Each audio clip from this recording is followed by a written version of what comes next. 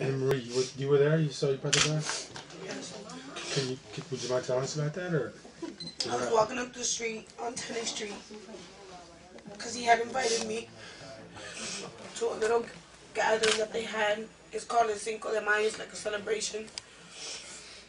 And there was a box lodge. So I went to go meet him, and all I see is blue lights. I take a left onto where exactly my brother was at, and I see this guy on the floor. I couldn't tell who he was. So when I went to go approach the person, an officer got in my way, and he told me, I'm not allowed to let you over there, I'm not allowed to let you over there. And I was like, oh, but I want to see who it is at least. And then my friend was like, oh, Marie, it's your brother. And I was like, don't play with me, you don't play jokes, you don't do that. And all I remember is the cop moved, thinking I was going to turn around and walk away. And I ran, and I looked, and I hear my brother screaming. And when I look to my brother on the floor, all I see is his tattoo. And I knew it was him. What was the tattoo? The two faces. He had two faces.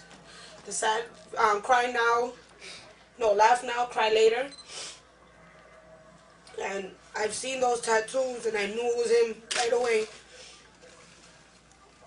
And then I look at my brothers, and one of them is screaming, pounding on his chest, telling him, you better breathe, you better make it. I didn't know what to do.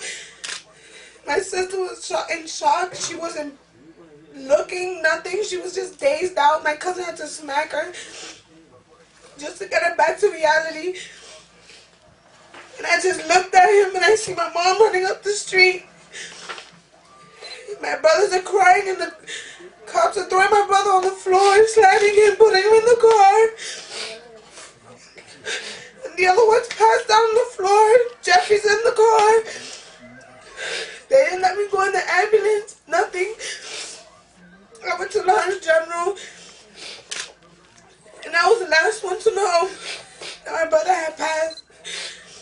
My mom couldn't even tell me. My aunt told me. I didn't know what to do. Then my brother found out, and he went to jump over the doors, and the cops slammed him and throw him in a car and lock him up like he was trash.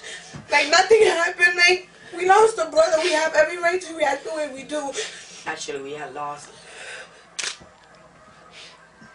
I lost my brother December 26th, 2 months after.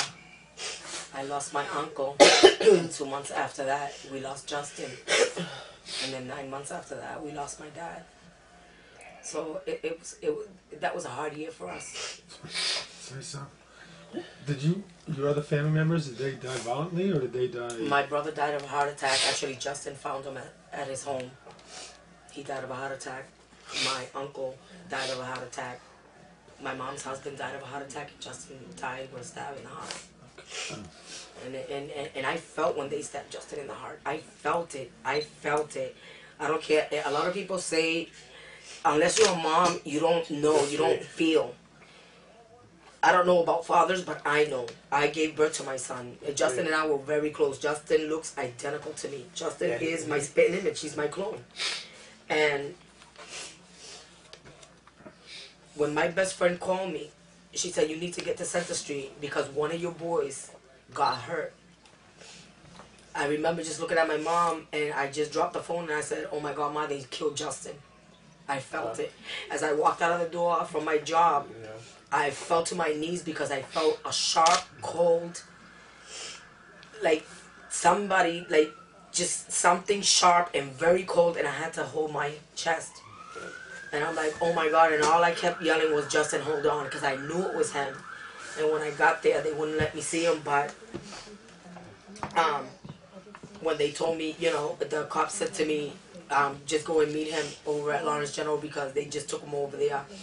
And all I did was just yell, Justin, hold on. At least let me get there because 20 minutes before they actually killed my son, I had exchanged some words that I'm not proud of. I said some stuff to Justin that I wasn't proud of. And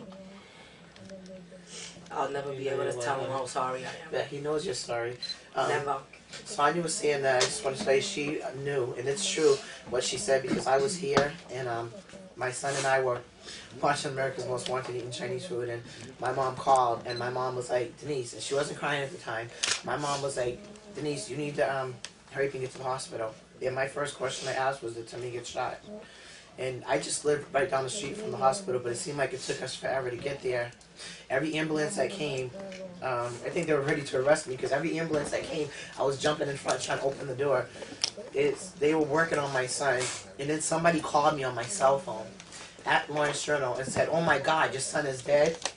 By that time, my mom and nobody was answering, and there was a police officer there, and I thank him, his officer Wayne Taylor, because when they told me that Timothy was dead, I laid down in the middle of the street on Prospect Street. I just laid down, and my other son, I remember watching, he was throwing his phone and he was crying, and I was just like, I just want to die. So it was dark out, and the cars were swerving, and I was just laying down in the middle of the street, and I was like, God, just like, I wanted to die, because I'm thinking, how am I going to live without Timothy? And I know I have 2 other kids, but I was thinking, I was laying there, I was like, my sister, Dad will take care of Miles, CP, my mom will take care of Kenya, she's going to be 18, and I even thought about, at the hospital, I thought, you know what, I have these pills in my purse, I'm just going to go in the bathroom, and I'm just going to take them. But then, I didn't, because they told me at the hospital that, you know what, the bullet went through his head. They didn't tell me that the damn shotgun literally tore off half of Timmy's skull. And when I was in the hospital, let me tell you, it was way worse, and you can relate to that, because I had to watch my son, and they had the bandages on him. And Lee, I don't even know how she was able to be there for me, but she was there at the hospital, but they had the bandages on Timothy, and I swear to God, my son's head was this big, because this part was missing, and then every time I only left the room to go get people to bring them back in, because I didn't want nobody in there without him, and it's just, and I don't even know how my son had an open casket, but he did, and he looked beautiful. He did. It was, he looked awesome, and I don't know, maybe, it was God. He probably knew I couldn't handle it, but I didn't even care. I used to, after Timmy got killed, I used to wish I would die in my sleep. And then I thought, even when I went back to work,